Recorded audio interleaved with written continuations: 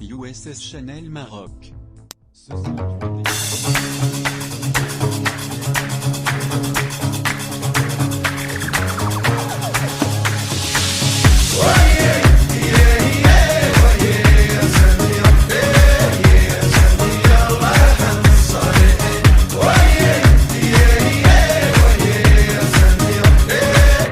كانت معركة شرسة جدا تلك التي اعتقل فيها محمد ودادي، فالقائد العسكري كان على رأس الفيلق الذي بادر إلى مهاجمة الجدار المغربي الهائل الذي بناه الملك الحسن الثاني لردع رجال بوليزاريو وثنيهم عن مهاجمة الجيش المغربي.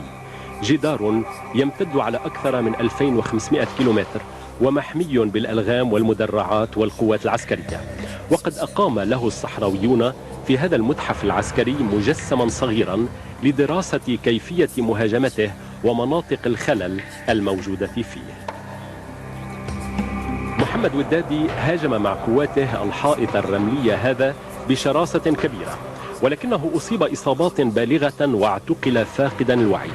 كان جسده ينزف بغزارة كبيرة حين تم أسره، وبعد أن تمت مداواة جروحه وأبقي في المستشفى لفترة طويلة نقل إلى السجن، حيث بقي أكثر من 12 عاما